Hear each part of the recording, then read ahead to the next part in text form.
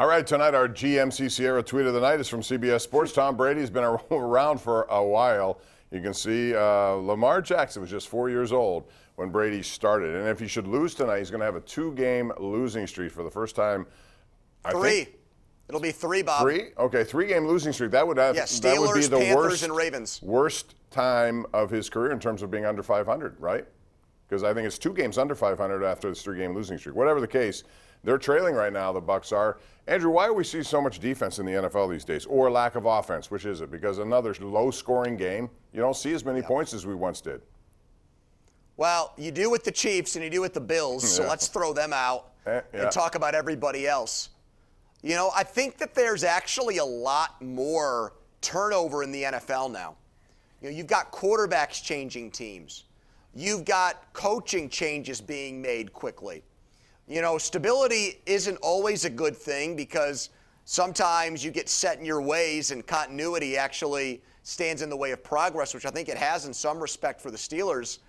But some of these other teams, you know, these trades like the one with Matthew Stafford last year, perfect fit. You know, he goes to L.A., he fits in Sean McVay's system, they explode offensively. But then you've got Russell Wilson in Denver with bad coaching, the Matt Ryan move to Indianapolis. I mean, there's just coaches getting fired early in seasons, Bob. There's just a lot of that going on, and I think it leads. And you know what else I think it does too? You know what I think also hurts? The lack of reps in training camp and the lack of reps in the preseason. Sure. I think that hurts these offenses a lot too, Bob. Yeah, I totally agree with that because you see it. It slow starts, it becomes bad habits. Next thing you know, they're all struggling. Real quick, before I go to the lines, don't want to take too much time on this. When have you decided to be a Joey Chestnut of taco consumption, and how did it go?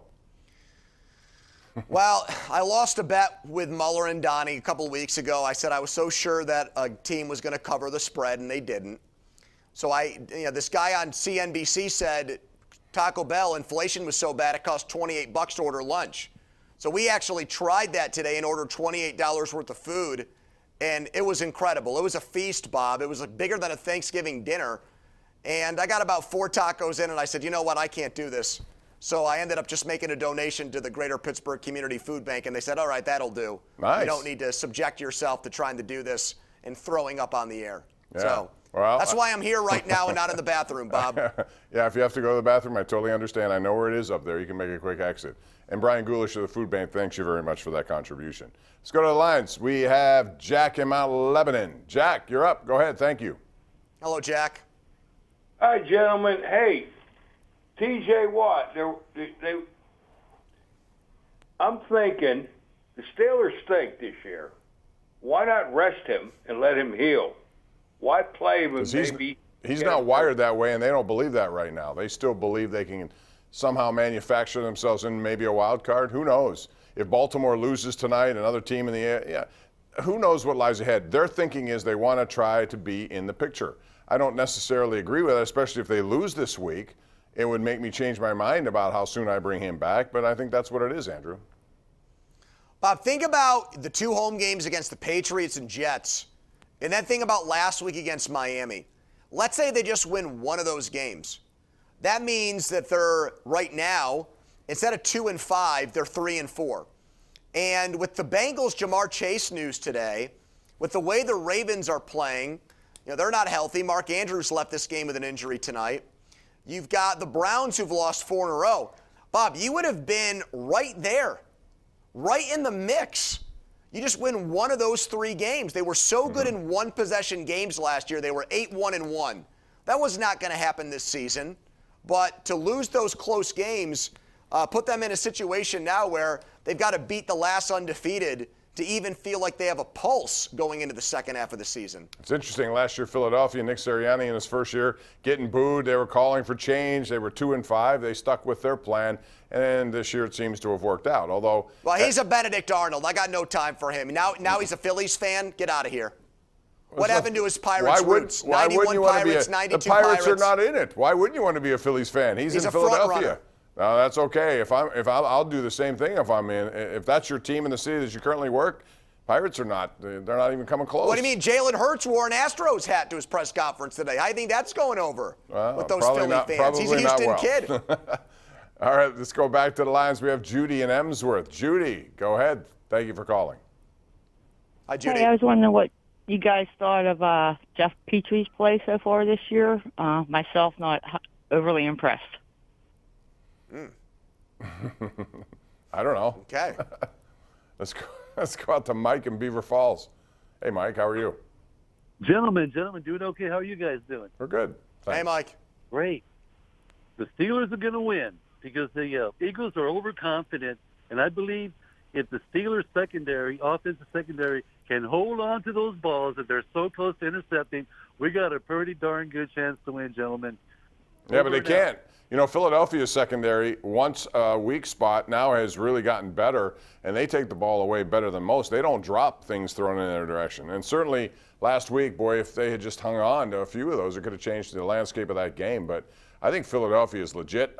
They were my team to get to the Super Bowl in the preseason. I really thought Jalen Hurts was going to be a difference maker, and not just with his legs, and he's been that way. I think his passing has increased so much, Andrew, and he has great weapons. They've surrounded him with a lot of good people. Well, but I still want him. I know they have the weapons now with Smith, Brown, who they traded for, Miles, Goddard at tight end. Right. But I still would rather see him sit in the pocket and try to throw it than run. He's such a great runner.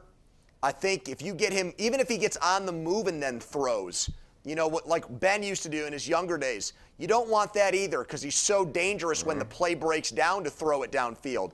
You got to keep him right in that pocket, Bob, and try to make him one-dimensional in that way. Yeah, it's hard to do, though, because he's also very good in rushing touchdowns. He has 6 of those. He's a force. He's a physical guy, and he can take on contact and do well with it. But you're right. I think if you're Philadelphia, you'd like to see clean pocket because they have a pretty good offensive. They have a lot of good things going for them right now as they head into this one. It's 10 Well, and a half what's going point on with favorites. Lane Johnson? Is he going to play? Because if he's not, Up that's in a the air. big game changer. Yeah. Because he went out against Dallas, Yep. and when he went out, it completely changed their offense in that game, Bob. Yeah, I don't know. I haven't heard clarity on that, so I would suspect he will play, but we probably won't find out until Sunday morning when the actives and deactivations come out. Kevin in Bloomfield is up next. Hey, Kevin, go ahead. Hey, Kevin. Hey, Bob. Hey, Andrew. How you guys doing? Good. What's up? Hey. Good. Hey, yeah, I was just had a question. What do you think about T.J. Watt? You know, if he comes back, do we bring him back, or do you think maybe just let him rest the rest of the year at this point? If he's capable of playing and he's deemed healthy enough by the medical staff, why would he not play? You know, that's the way he's wired anyway. I mean, you can say save him for what though? I mean, who knows what next year is going to bring? They worry about the present right now, and it all comes down to whether he's cleared. If he's cleared, why wouldn't he play, Andrew? Yeah.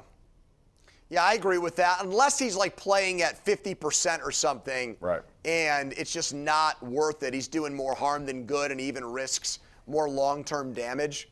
Yeah, I'm not a big fan of playing it safe like that. You know, there was a long stretch where people said Kenny Pickett shouldn't play because the Steelers' offensive line is so bad. Bob, do you still think this line is bad? I think it's average. I think the idea that this line, everybody said, oh, it doesn't matter who's calling the plays. Doesn't matter who's playing quarterback because the line is so bad. Wrong. The line has actually been the biggest overachiever on this team this year. They actually deserve some credit for the job they've done to be able to put it together so quickly. I agree. I think they've been better than I could have imagined, although the run game still, so many things have got to change with that run game. I'm not so sure if it's them, if it's Najee Harris. Yeah, moving him back. I'd like to see more Jalen Warren. Yeah, I do too, and I think you've seen it on third down. I mean, they've deferred to him on third down. At some point, you got to see more Najee Harris, doing things that he's supposed to do in that situation, regardless if there are holes or no holes. He did that last year to some degree. You need more of it this year for that run game to be more successful. We're going to take a break here, Andrew. Reminder to you, we have a big Riverhounds game coming up on Saturday at Louisville City FC. Ooh. Yes, 1 versus 4, a big win for them last week in Birmingham. Coming up at 11 o'clock, you're going to hear from some of the players on that one. We'll take a break right now. We have more with Andrew, and we'll get you set for KDKA News at 11 when we come back right here on Pittsburgh CW.